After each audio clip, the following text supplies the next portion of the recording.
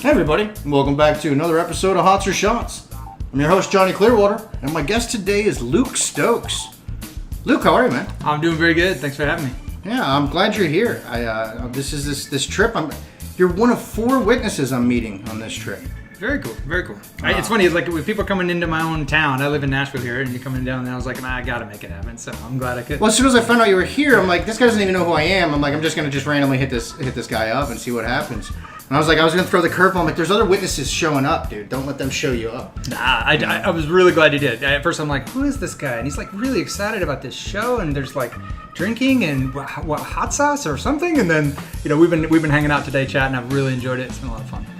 So, we have only just started to get to know each other, but for anyone who doesn't know who you are, do you want to let them know a little bit about yourself? Maybe even you can shield your witness if you want. Yeah. So my name is Luke Stokes. Obviously, I've been involved in blockchain for more than 5 years. Actually, I bought my first Bitcoin in January 2013. I spent $50 and I got 2.5 Bitcoin, and I've been pretty excited about it ever since.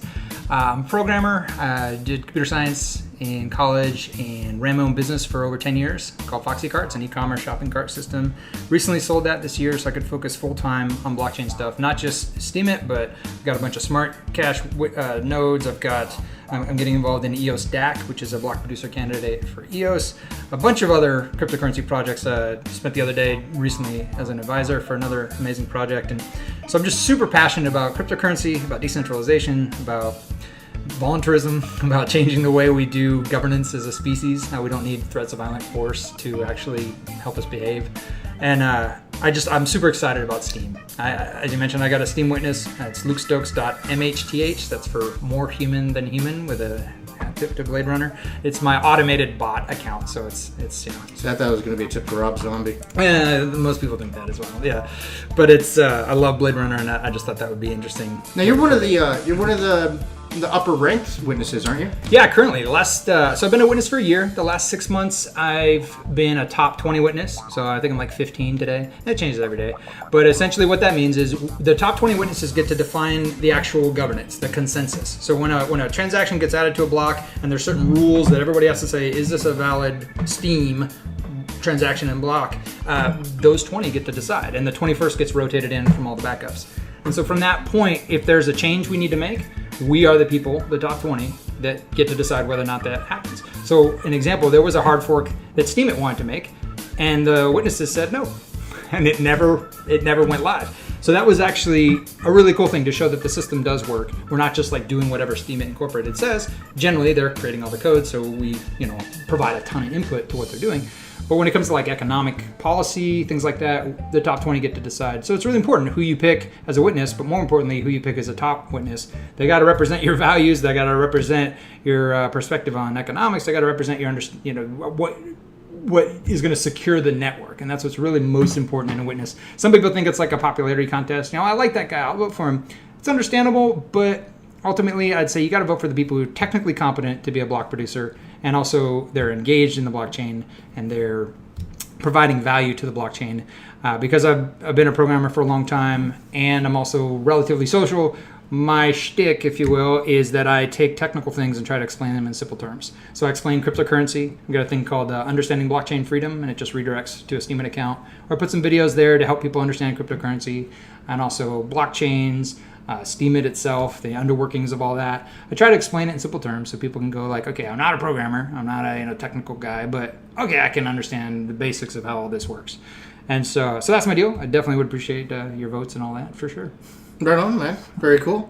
So, you have an idea what the show is. Have you seen any of the episodes yet? I've seen just a couple. I want to see more. I watched one actually this morning, and I enjoyed it. That was a lot of fun. I'm like, this is a cool format where people can just... So then you know how this works. Yeah. So you're gonna flip a coin here. It's gonna determine if this episode is gonna be hots or shots, and this is where it all begins. So it's time to test your fate. All right, here we go. I did think it was kind of funny that means drink. So I guess Steem drives us to drink. Drink it is. Oh man, shots. All right, so we're gonna go ahead and get everything set up for this episode, and we'll be right back. Just hit a button, Morty.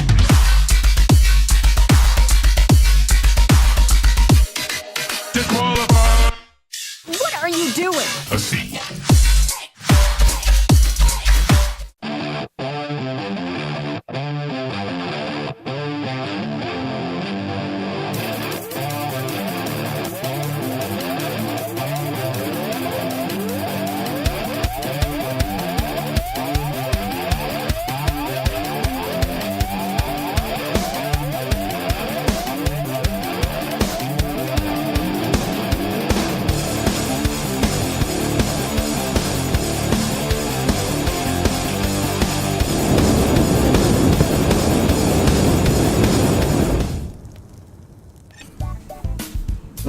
so we're all set.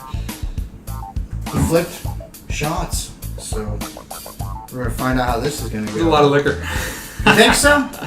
Well, we'll see. We'll see, man. We'll find out. We got a chaser. We do have we do quite a chaser. So we do the shot and then do the question. Okay. That's how it progresses. So we'll start with wherever you want there. Doesn't matter. And cheers to you. Yes, sir. Oh, it's good. I haven't had it before, so I like it. Yeah. Even if you knew you could never make money from it, what's something you wish you were really good at? Oh, really good at. Well, here's a funny answer.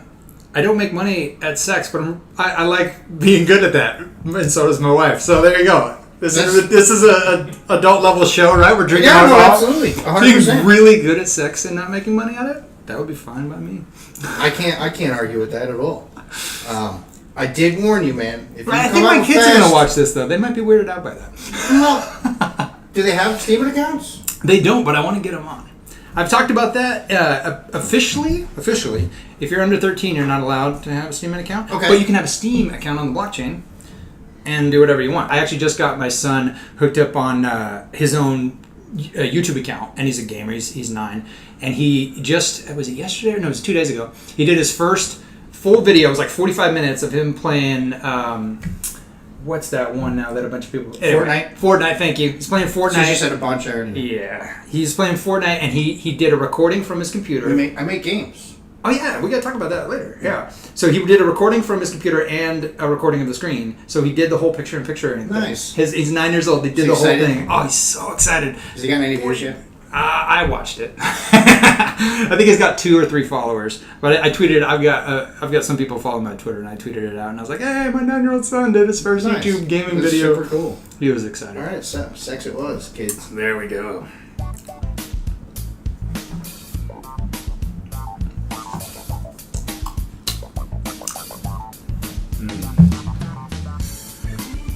What's cool to be good at, but uncool to be really good at?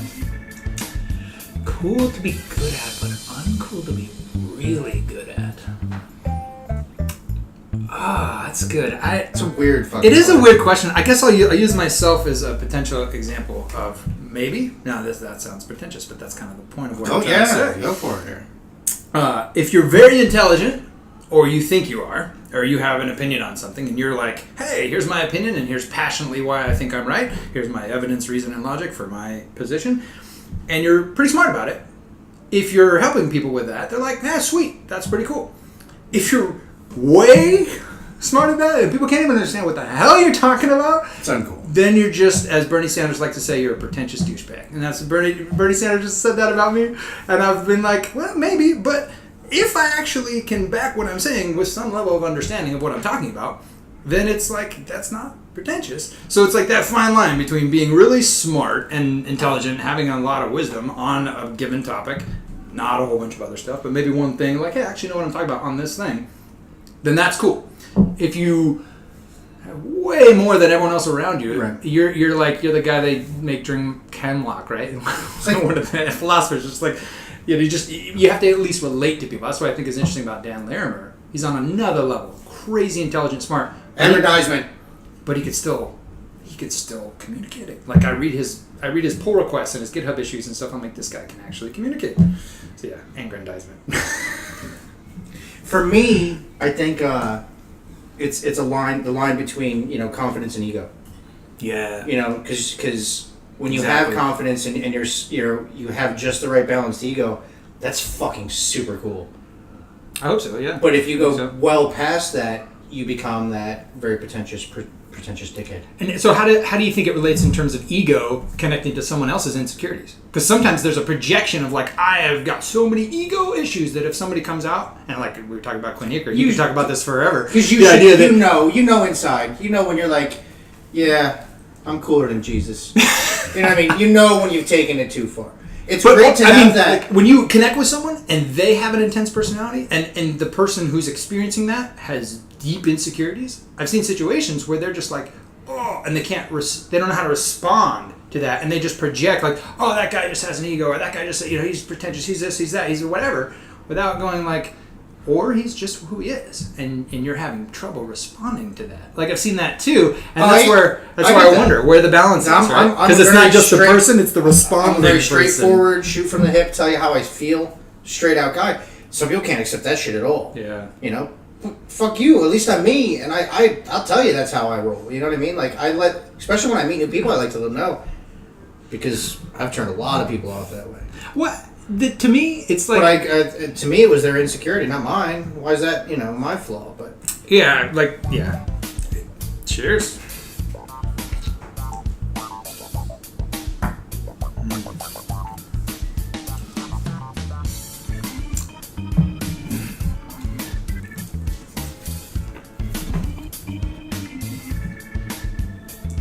Okay, so there's a slight nerdiness to this question. Good, I'm a nerd. So I'm hoping that I'm not going to have to explain what this means. Okay.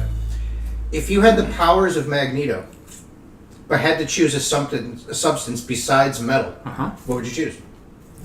Oh, wow. Water. Water? Yeah. Oh, heck yeah. If I could just control everything that has water. Well, I guess that's Frozone, or whatever the heck his name is, right? He does some of that. Or Aquaman or something, I don't know, but you ever see The Abyss? Kind of dating myself. An older movie, The Abyss. They go into and the aliens like do all that cool stuff. stuff. Wasn't that James Cameron? Yeah, I think so. Yeah, for sure. I'm a nerdy my own self. Like controlling water and doing like magic with water would be kind of badass, I think. I like that idea. I don't know how much thought I've ever put into what my answer is, because there's numerous things that would work. Water is pretty slick. Like I could have this water just like, and then go back in the cup. Right, but it's also just as evil as Magneto can be. I could take. Wait, does it have to be a bad guy? That's no, not necessarily. Yeah. It's just the same power ability. Yeah. But to know that, like, I wouldn't want to contain myself and say, well, I could only do good things with that. I want to know that I could fucking drop you too. So like I could just suck all the water right out of your eyes. You know what I mean? That like would be a little rough. Yeah. I like that water's in there. Yeah. So like Magneto, for him to have that effect, he needed to put iron in your blood. Well, I've got 2 plates and 11 screws in this arm. Little known fact. So that would wreck me. But yeah. We have water, man. Yeah, that's 70%. Like you could do some serious damage if you had control of that. You could control every human being. You could. Yeah. That's kind of messed up. Yeah. See, I'd want to know what my limitations were before I think I finalized my answer. Yeah. But without knowing the limitations, I like water. I'll go with water. I'll agree with you on water. To water. Cheers to know who the fuck Magneto was, because I was worried. No, I got you.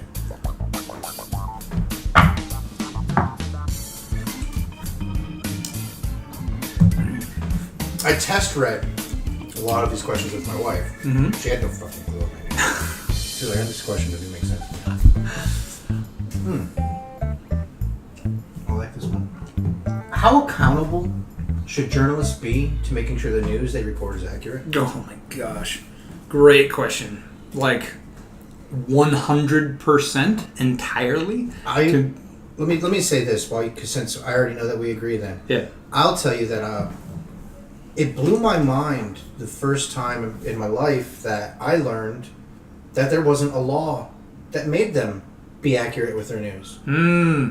Wow. Now, I was young. Yeah, no, know. We can go a whole nother tangent with that. But I'm going to tell you, like, it's mind-blowing to me that there's no level to stop. They can literally tell you whatever the fuck they want. And they do. And they don't need to be held accountable at all. It's disgusting to me. It is horrifically especially when we're in a society today where bullshit can spread like wildfire literally in seconds, and people's lives can be built or destroyed on bad information so fast that I think it's even that much more important that these people are held accountable.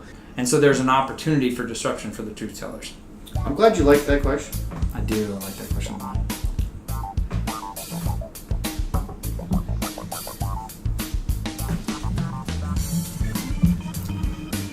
Man, we're halfway done. We gotta keep going. This is fun.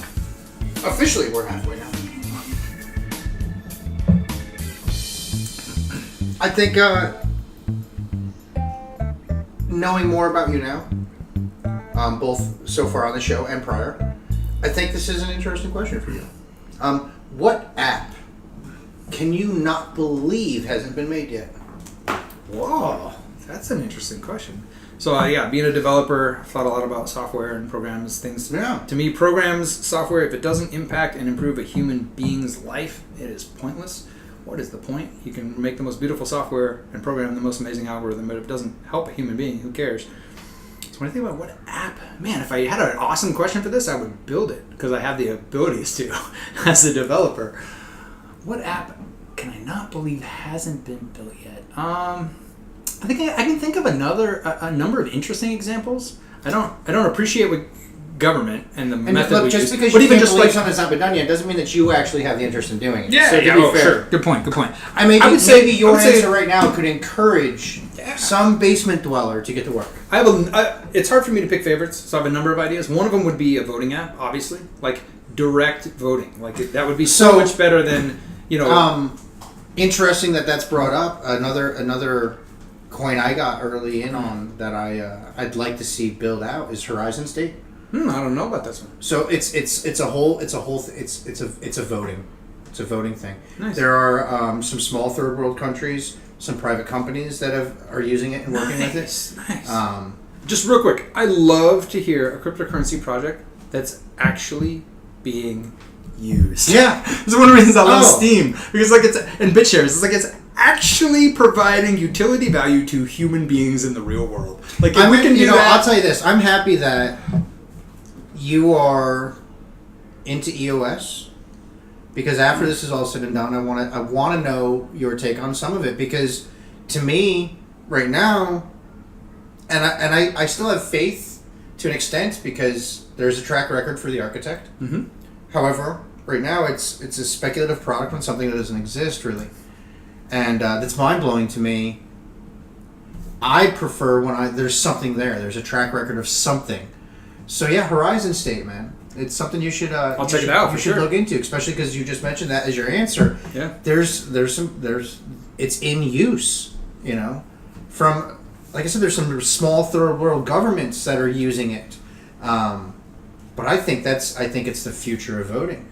Does it hook in like with Civic or any kind of KYC? Like how do they identify the human being? Because one of the ideas, one of the problems with any kind of one person, one vote, and Steem doesn't have this. Steem has a stake weighted vote. How much money you have, how much you personally can lose will determine how much you care, essentially. And that's why, the Steam Power and all these kind of voting systems are based on stake weighted vote, delegated proof of stake, DPoS. It's based on stake weighted vote. proof of brain. They want to move to more egalitarian. Human being has a voice. Every one human being is one vote. This is another more egalitarian approach. The problem with it is what's called a Sybil attack. And a Sybil attack is essentially, well, if I can pretend to be 1,000 people, and that's very easy to do when you can fake your identity, then I can control the system. 10,000 people, 100,000 people, 1 million people. That's that's one of the reasons why I took my approach that I did on the platform of just 100% transparency. Absolutely, and it's risky. My account name is Luke Stokes on Steemit. Well, my account name is not my name. Yeah. But right on my homepage it says what my name is. I don't hide who I am. I've never felt as comfortable in an atmosphere like this to take that approach. Interesting. Yeah. I see what potentially long-term benefit could come from that for me. So I think the Steem blockchain is ridiculously impressive, and I think it's about time. I don't think Steemit itself as a front end for Steem is ready for mainstream yet. Well said. Okay. But I think the Steem blockchain is ready for mainstream. I think there's a lot of amazing things that can be built on it right now. App-based needs to come out first. There's a lot that can be done right now, and there's not enough developers, in my opinion, that know about it. Yeah. The developers that know about it, that are working on it, they're all in Steemit and everything too. There's that. We need to start showing people what this blockchain and other blockchains don't have. Yes. And what I like about that, Andrarchy, I love. Andrew has been amazing in terms of he's shifted the culture of Steemit Incorporated to think about communication. I did a post prior to Steamfest 2 where I was bitching and moaning. I'm going to tell, after this is over, I'm going to tell you about something that we're cooking. As a matter of fact, I want to talk to you about it, to be honest. And it's something that would I'm going to use the Steem blockchain for it. I could use numerous blockchains, however, and yet it's not going to have anything to directly do with Steemit at all. Nothing. Nice. Oh, Zero. I love it. I love it. So, I've been talking with Andrew about, like, you guys need to communicate more. You need to focus on communication. And what have they done since then, which is awesome. Now, every week, Steemit blog or Steemit dev blog, you're seeing some amazing, professionally done post about what Steemit Incorporated is up to. And from that, what's the main thing they're working on? The developer portal. They've actually been improving that constantly, talking about, hey, you're a developer. You want to build amazing applications. You want your community to be engaged and excited about what you're doing. The Steem blockchain is what you want. So I love the direction they're taking. I think they get a lot of that. And so to that point, I did something a while back, which was just for fun. I took my my invoices from Privex, which is a hosting company I use, and I was like, hey, I want to keep these. And so I want to make sure I don't lose this invoice. It's just a file on my computer. I want to back it up. So what I did is I took an encrypted file version of it and threw it on the blockchain. And I'm like, it's there forever. And it wasn't even private information. It didn't even matter that I encrypted it. But it was just that idea that we can do this with a blockchain that has 3-second transaction times, 0 transaction fees, and has account recovery. I mean, all these amazing How many other features. blockchains can say that? None. Right, and that's the point. Yeah. So, like to me, look, I have a vision for what I want to do with Steemit, and this particular system that's built on the Steem blockchain. Whether that ends up becoming, I have to do this on other front ends for it, because maybe Steemit Inc. decides that we're done with that and let it run. If you want to improve it, you can do it this, whatever. It's not my job to say or not. But I also have some envisionments for just the blockchain itself. Nice. That has zero gives a fuck about Steemit. Yes! You get it! That's what I mean, because Steemit was how I was introduced to blockchain in general. But I amassed myself since. And I constantly ask questions. I want to learn more constantly. Always. I mean, it's always been a thing for me. I'm a junkie for information. And this was the biggest thing for me. I'm entrepreneurial, okay? And when I was introduced to blockchain technology, the very first thing that hit me was the entire fucking internet is going to be rewritten. And you are either right now still, as long as this has been going on, you are still right now in a pioneer mode, or you might as well just get in the back seat and watch like other people have done. Yeah. I didn't know that an internet bubble would even come across again in my lifetime.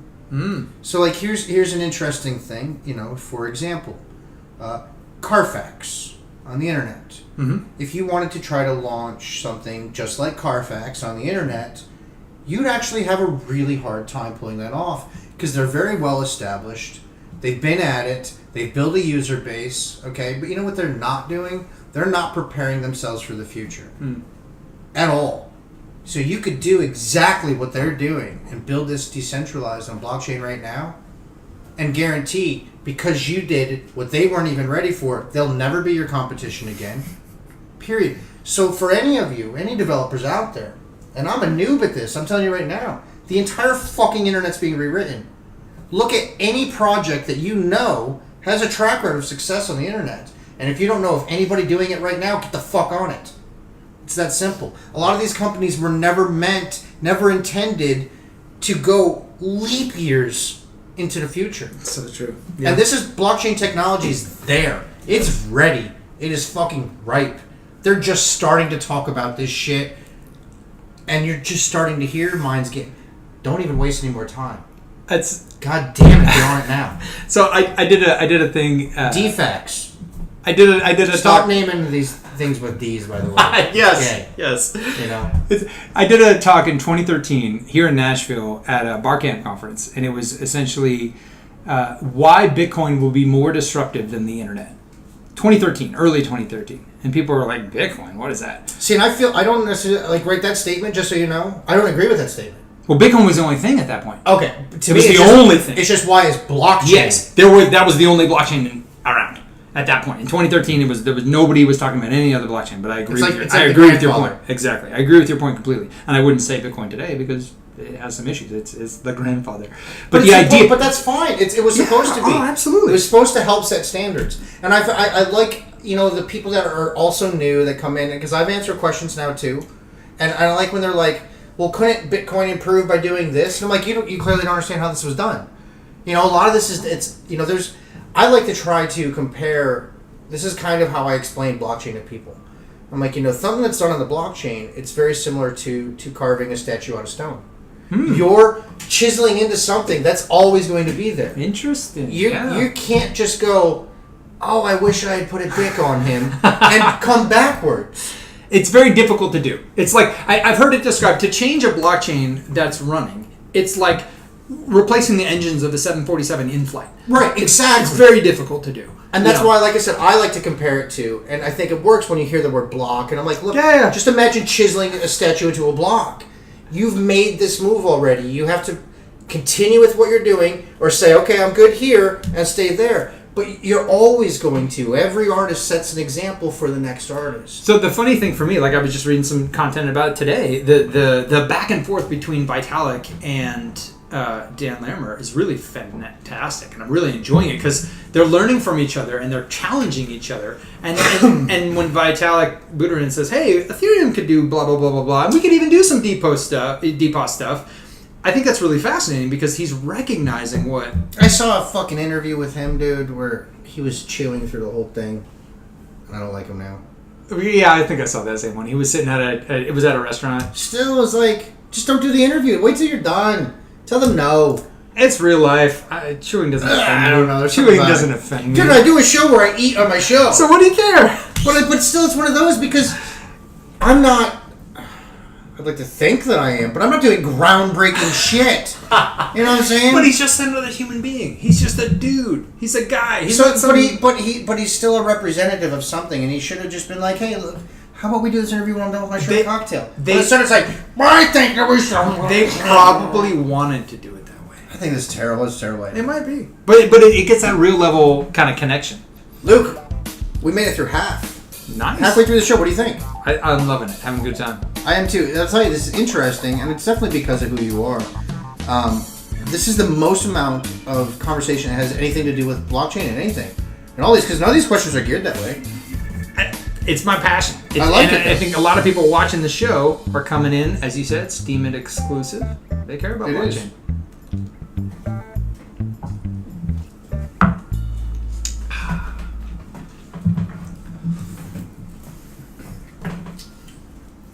Time freezes for everyone but you for one day. What do you do? Oh, wow.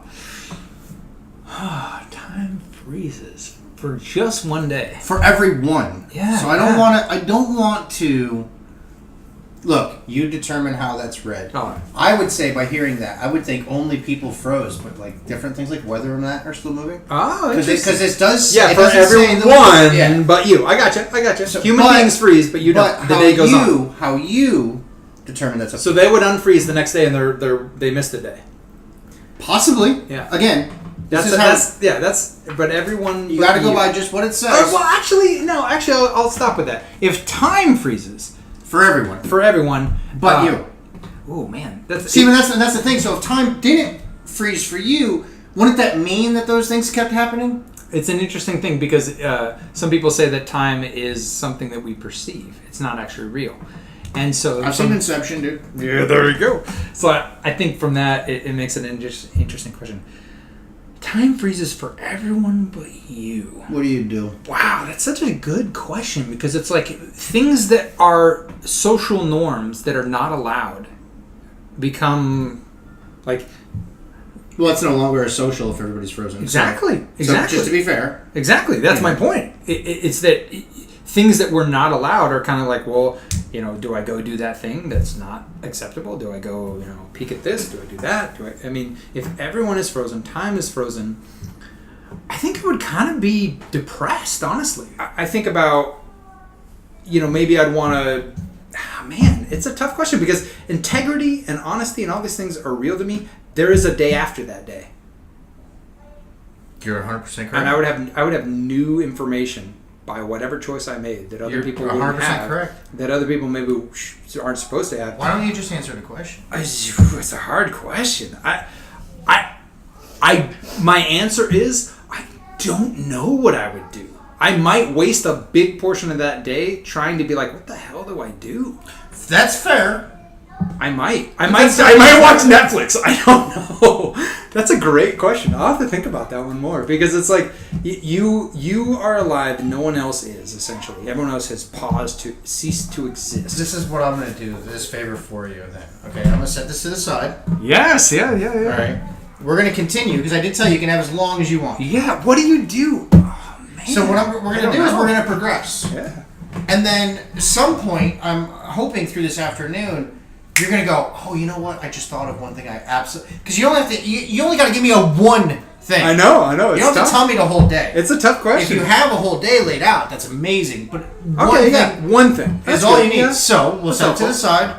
All right. Editing is going to allow us to do magic.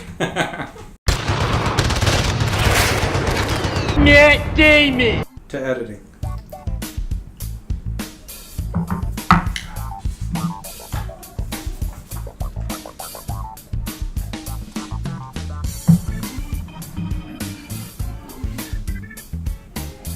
What's something that a ton of people are obsessed with that you just don't get the point of? Wow, that's good. A ton of people are obsessed with. Oh man, reality TV, and that sounds terrible because my wife likes. She likes. So does mine. She likes cool. So You Think You Can Dance. She likes Next Top Model. She loves all these shows. Dude. And I okay, can't. So the singing shows. I cannot stand deception and dishonesty and manipulation and fraudulent activity. It just, to me, it harms our species. And I look at that and I say, I do not know why you would entertain the idea that anything you're seeing has any relation to reality whatsoever.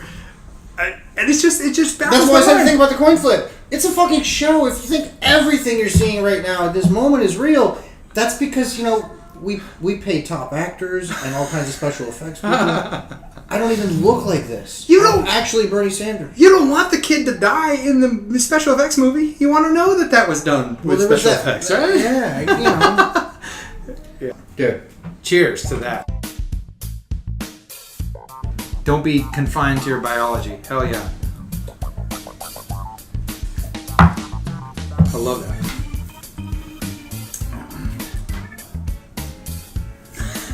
If you were on death row, what's your last meal? Oh, man, I love. These are the kind of things that make you want to vote for a witness. I love food. So I have a theory. Okay, we're gonna go on a little tangent here. Because of how much I love food. I have a Nothing theory. to do with the alcohol. I have a theory that people who are expressive about how they enjoy their food actually have chemical situations in their brain that are more conducive to a happy lifestyle. When they're like, oh, so good. They're getting an immense amount of dopamine for that bite. Dude, you should have seen what I ordered at the restaurant yesterday. Look, I ordered an appetizer of ribs and chicken wings and fried green tomatoes and fried... Wait, when you have four appetizers?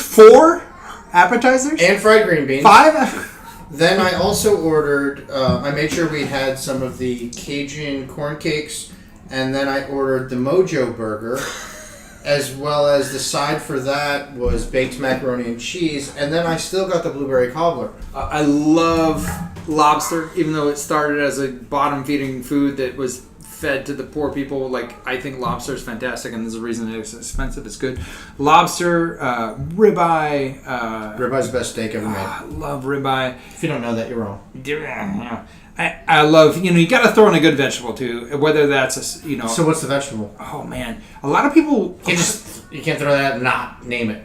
Yeah, that's a good point. A lot of people crap on Brussels sprouts. First principles: what is actually being measured is the chemicals released in the brain, and if you could measure that, if you could measure that, you could be like, well, shit, you're fucked up, but I agree, you got a 20.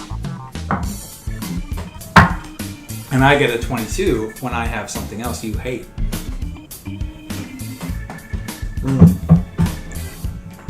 Wow, this is a... Oh, wow. 2 sips.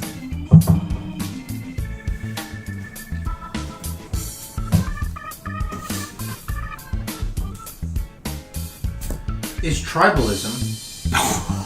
I did a whole post on tribalism. So I said, this is a good one, dude. Yes. Is tribalism and people separating themselves into us and them groups a learned or genetic trait? Can that be overcome? And if so, how?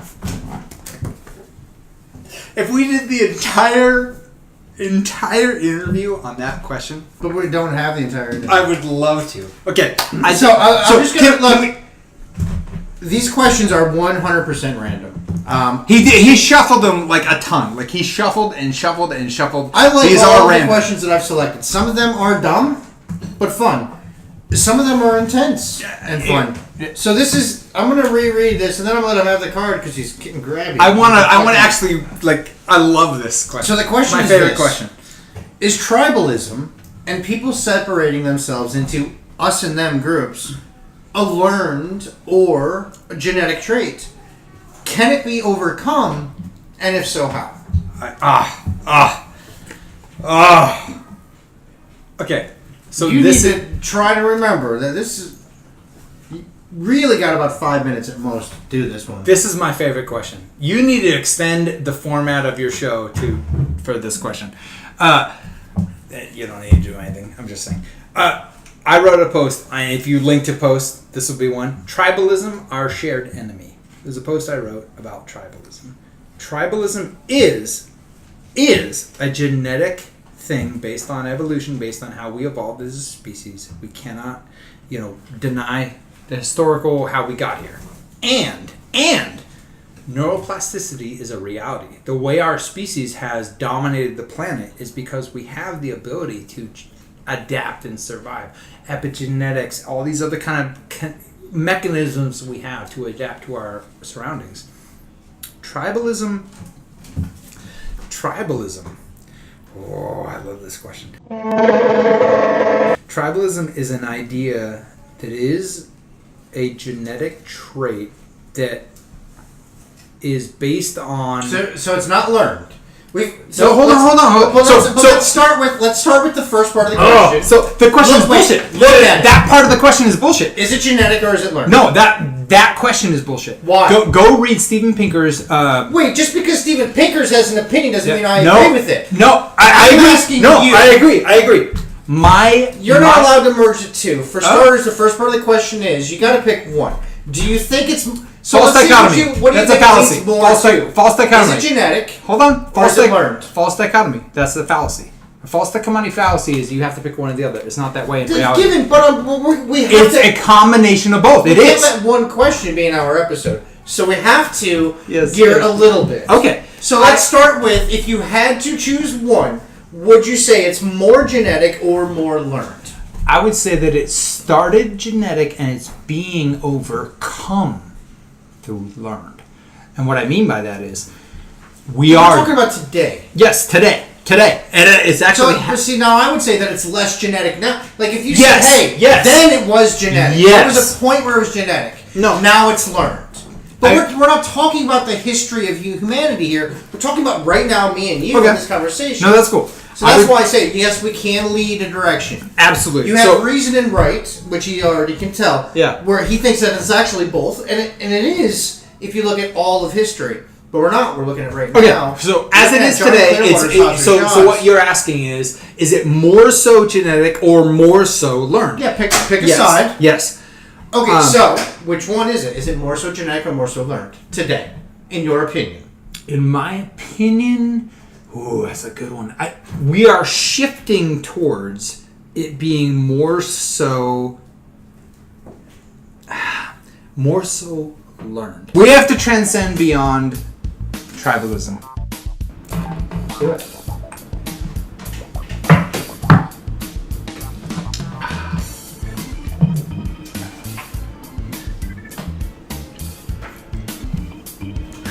After the last question, I feel like I should have something better for you. Let me just see if this one's better. Otherwise, I'm just going with the original, but... Yeah, we'll go ahead. We'll just stick with it. What foods do you absolutely hate?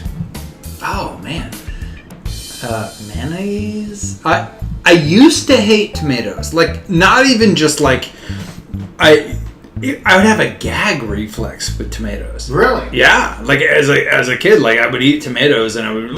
Do you have a gag reflex with any other food? No, I don't think so. So I have a gag reflex to one food: mushrooms. Mushrooms? Yeah. You're the one answering the question still. We'll come back to me. Oh yeah, we'll come back to you. So, what the interesting thing about this question is like, tomatoes are in everything. I love pizza. I love pasta sauce. Like how many times you go to a place, you show up and they serve you pasta with red sauce. So I was like, I don't like that I have a gag reflex with tomatoes. So I started to kind of explore the idea, could I change my response to tomatoes? And it's been a long process.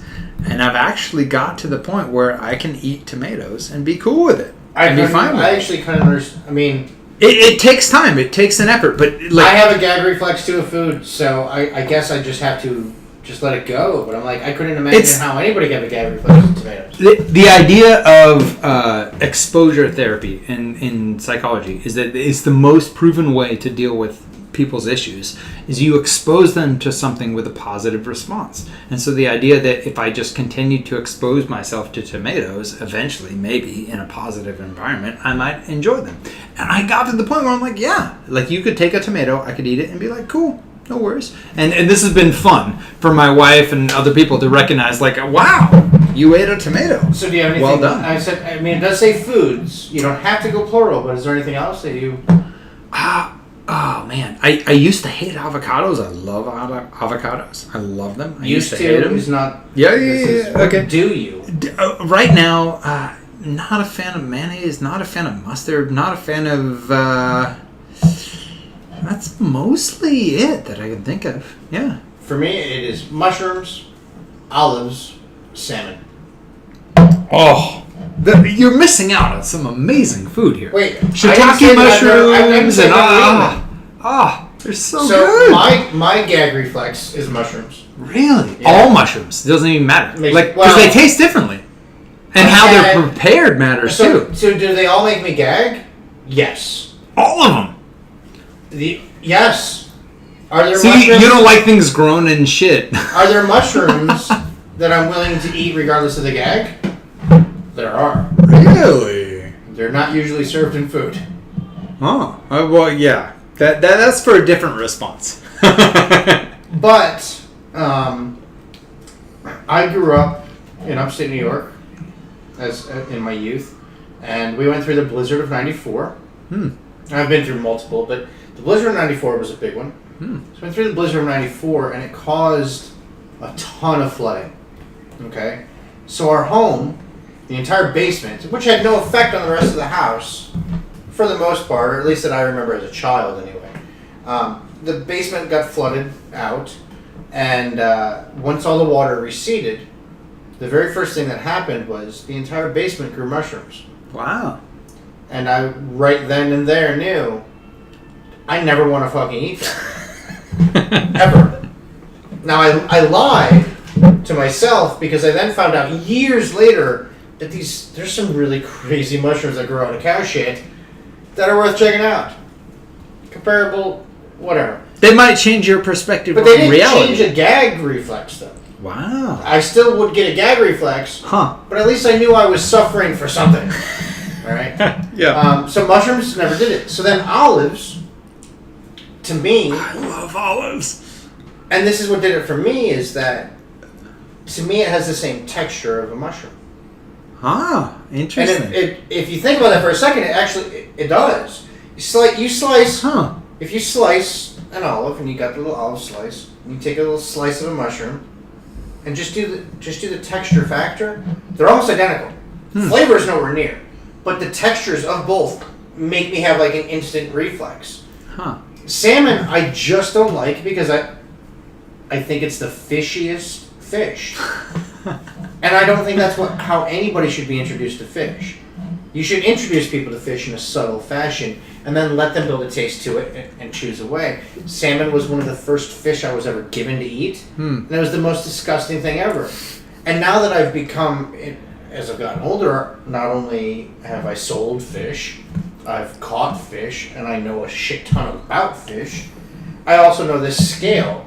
And salmon's right at the top. It's one of the fishiest fish.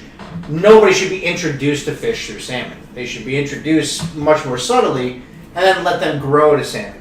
I didn't. I was thrown salmon, and I was just like, yeah, that's fucking gross. So those are the 3 foods that I absolutely hate. I absolutely refuse to eat with this show, because we do hot foods too. One of the things that I do with the hots is it's not like so there's this show. Some people have asked. You didn't ask, but I'll tell you anyway. There's a show on YouTube called Hot Ones. And it's what inspired me to do this in the first place. I watch it religiously. It's amazing what they're doing. But it's this great host and his team. They do so much research into the interviews. It's impressive as fuck. Very so cool. worth watching. They only interview celebrities, though, which gets boring to an extent. But what he does is he has 10 chicken wings, 10 sick fucking hot sauces, and they do the interview based off of those. So it is fun to watch celebrities through punishment. And there's something there to connect it. And the very first thing that I said to myself was, A, why can't this be brought to the regular Joe? Why does it have to be what Celine Dion fucking thinks of blah, blah, blah? We're all human. Every single human being has the same So I was looking responses. for, what can I do on this platform? I like it. What can I do? And I'm like, Yeah. I really like this. And I'm like, but I'm not going to just copy it. So let me build onto it. And then I was like, and I'm going to travel. So, but part of what I do is with Hots episodes, I get to the guests and I ask, what are your favorite foods? What are regional foods? So now you've decided that this would be a good food for us to do. Is there a local establishment around here that's a mom and pop owned, not corporate owned, that we can go support them? Nice. And we can tell them, hey, this is what's buying this food. This was money earned on this platform, this crypto. So I'm trying to work all these little tiny angles into the show. But every single guest that is going to end up a Shots, I tell them right from the get-go, no mushrooms, no olives, no salmon. We're good. Anything else, I'm down. 100%. Bizarre, crazy shit, I'll do it. Yeah. I've never been afraid to try something. I've tried mushrooms and olives and salmon, and I just think, no, fuck you, it's my show. You can have me on the mushrooms, olives, salmon show. Do you think that programmed response is adaptable? So this is trying you to come back to that last question. Yes. Yes. All right. So. Well, wait, hold on. All right. My answer to that is, for me, it's not. Because I've gotten past a programmable scenario. I have made a final decision on what I think. I have tried... So to be fair, let me add this. I've tried a multitude of different types of mushrooms, from top chefs' recommendations and everything, Well done. all the way down to the only type of mushroom to this day that I will still eat, and that is a psilocybin mushroom. With olives, my thing I've gotten to there's an extent now where there are some foods, especially in the Cajun category of foods, that make olive remoulades, and I'm fine with those. They're ground up so much to a point that it's not the texture. Because it's never been the taste with olives. I don't have an issue with the taste. It's the texture. Yeah. It's the texture is an immediate response to the texture of a mushroom, which is always a shutdown for me. So it's not about that. But I've had olive remoulade that's amazing, great with crackers and sausage and cheeses and stuffed in fucking crabs and all kinds of stuff. But it's because I've really eliminated the texture of it. Yeah. With salmon, no. The simple fact is, as I've gotten older, I've just been exposed to more and more different types of fish. Why the fuck would I ever go back to a list of fish I never liked when there's at least probably 1,000 more fish I've never even tried? So yeah, no, there's not an adaptability to that. I've made my choices. I've filed on it. If you want to do mushrooms with Johnny Clearwater, there's only one kind of mushrooms we're doing. Well, so to me, I think about that in terms of, epigenetics. We can actually change our default response via exposure. If you want to. If you want to, that's true. It's not always necessary to be able to continue through life fruitfully. So, you're holding a card in your hand, and I I said we would edit to give you an opportunity, but now the way it's worked out, I mean, the shot glass, I can't edit the fact that we got 3 shots left. So the simple fact is, give me one. Give me one answer to this. So time freezes for everyone. But you. For one day, what would you do? I would contemplate my understanding of reality. Because I do not think time can freeze. If time can freeze, I am fucked. I do not understand my own existence. And I have to actually engage with my experience reality. So I would Luke, spend that entire day to understand what is real. Mr. Luke Stokes, Everything I knew I understood is now been blown apart. I think you still half-assed that answer, but I'm going to let it go. And I like that you came back to it. And I want to tell you this. It's been a pleasure having you on the show. Thank you. Beloved doctor.